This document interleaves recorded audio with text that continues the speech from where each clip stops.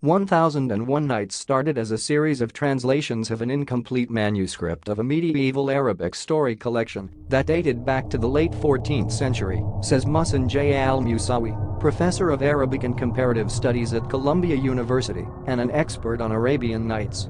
Between 1704 and 1706, Galland published 7 volumes, comprising about 40 tales spread over 282 nights of story. By 1709, Galland had translated all of the stories in the original incomplete manuscript he'd been working with and was trying to find the others.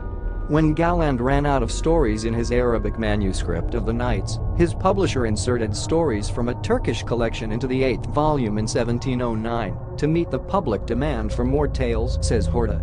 This angered Galland and prompted him to procure tales to fill out further.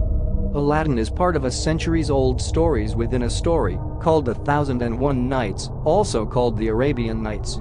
The heroine, Scheherazade, is married to a murderous king who kills his new wives one day after wedding them. To save her life, she spins a story every night. Aladdin is one of many, for her husband leaves out the ending but promises to finish it later.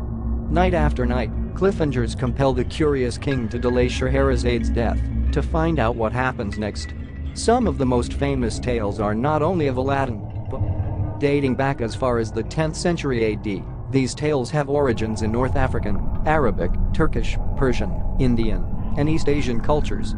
In 947, Arab historian al-Masudi, for example, describes a large collection of 1,000 tales from all over the ancient world that he calls the Persian Hazar Afsana, 1,000 stories. The stories circulated for centuries, with new folk tales and renditions being added to the mix over the years. In 1712, French scholar Antoine Galland translated an Arabic version of the tales into French. Galland added several new stories told to him by a seer. Scheherazade Badralbiter Jasmine. The story is part of the Arabian Nights, or the 1001 Nights told by Scheherazade, the woman who effectively invented the cliffhanger. The story goes that she was one of the Sultan's concubines, and the Sultan, after taking his pleasure with a woman, would have her killed. Scheherazade, in a cunning move devised to save her life, decided to start telling the Sultan a story, but each night would break off in the middle of the narrative, so the Sultan would keep her alive until the next night, when he would find out what happened at the end of the story. Hence the title, 1001 Nights. The tale of Aladdin, along with the story of Ali Baba and the 40 Thieves and the 7 Voyages of Sinbad the Sailor, is one. For starters, where does Aladdin live? Not in the Middle East. In the earliest version of the story we have, Aladdin is a poor youth living on the streets of China. And he's no foreigner abroad either. He's a native Chinese boy, not an Arabian youth who's ended up in China. Nor is he an orphan. In the earliest versions of the story, Aladdin is not an orphaned street urchin, but a lazy boy living at home. Aladdin, which most people today associate with Persia and the Middle East thanks to films such as The Thief of Baghdad, 1924, and Disney's Aladdin, 1992, was one of the more popular 19th century productions set in China because of its romantic and moralistic storyline and its potential as a spectacle. Moon goes on to note that when the story of Aladdin, officers and libertists sometimes chose Persia as the setting for the tale because 101 Arabian Nights was from that region of the world and, like China, was a popular imaginative space for Americans. Many people doubtless know this fact concerning Aladdin's origins already. Anyone who's read the story of Aladdin will know it, but the point is worth making because the popular Disney animated film of 1992 makes Aladdin an Arabian boy and gives the impression that it was always thus. The character that Jasmine is based on is actually known as Badralbiter in the 1001 Nights. These were just a few of the major differences that Disney. The Aladdin story was added to the collection by a French translator, Antoine Galland, in the early 18th century. Although Galland heard the tale from an Arabian storyteller, the Aladdin story is firmly set in China, so not the Middle East at all, but the Far East. The tale had nothing to do with the original 1001 Nights tales and doesn't appear in any of the manuscripts.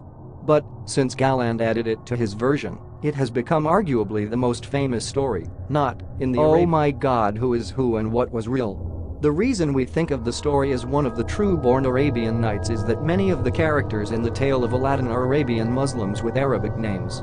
But Aladdin is Chinese, at least, he is if you go back to the known origins of the story. Jasmine, Aladdin's girlfriend was an invention of the Disney film, at least, the name was. In the original story, Aladdin's love interest is called Badralbiter, the name means full moon of full. Jasmine is already betrothed when Aladdin meets her. After glimpsing the unveiled face of the Sultan's daughter, called Badralbiter, not Jasmine, in the story, Aladdin pursues her by lavishing presents on her father. The Sultan accepts his gifts, but marries his daughter to the vizier's son anyway. Aladdin uses his genie to kidnap the groom and hold him in a cold, dark cell for 2 nights until the young man begs to have the marriage. Jasmine is very sexualized in the film. There are 2 scenes of her being seductive, one to troll Aladdin for being a fuckboy in disguise, and one trying to distract Jafar with.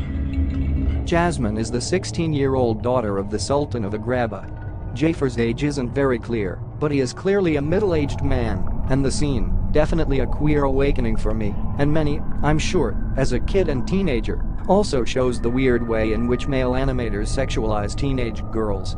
Jasmine is, for all intents and purposes, a child. The outfit she is wearing, the way her body is animated, and the situation she is in, forced to marry.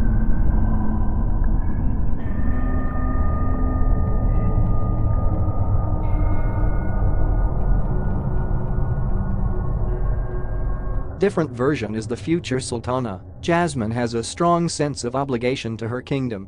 Because of outdated laws, however, she was forbidden to go beyond the palace walls and was forced to follow unjust practices.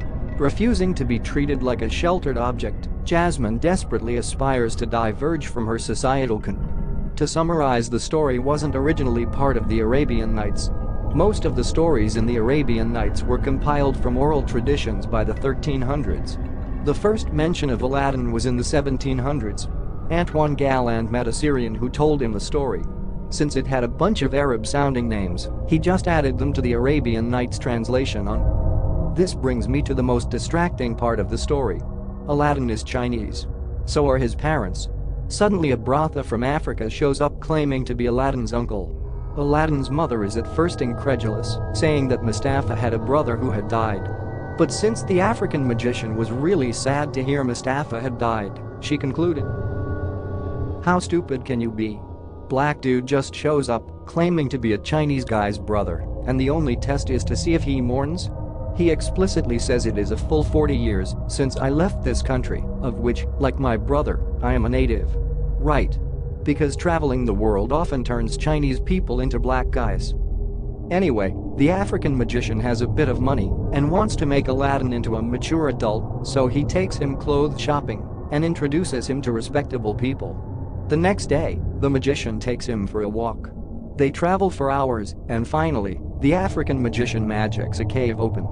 He gives Aladdin a ring which will protect him and tells him to go into the cave, walk through the various hallways and rooms until he finds the lamp. He can take whatever he wants, but he must bring the lamp to the African magician. The rest is pretty similar to the movie. Blah blah, the Sultan is happy and apologizes to Aladdin for accusing him. You'd think that the story would end there, but nope. Eventually, the African magician's brother, who I assume is Hispanic, finds out that his brother is dead and decides to get revenge. He gets to China and finds an old lady who everyone likes because she can heal people. He follows her, breaks into her home, and forces the woman to paint the brother to look like her. Then he kills her. So now the cross-dressing brother finds his way into the princess's service because it's always good to have a doctor nearby. The old lady convinces the princess that the one thing the palace needs is a roc's egg. A roc is a giant bird from mythology. The princess tells Aladdin, and Aladdin tells the genie, who freak the fuck out of him. It turns out that rocs are the masters of the genie. Who knew? Anyway, they advise Aladdin that they won't kill him because it was the magician's brother who had convinced him to do it. Aladdin gives the old lady a chance to kill him, but instead Aladdin kills the magician's brother.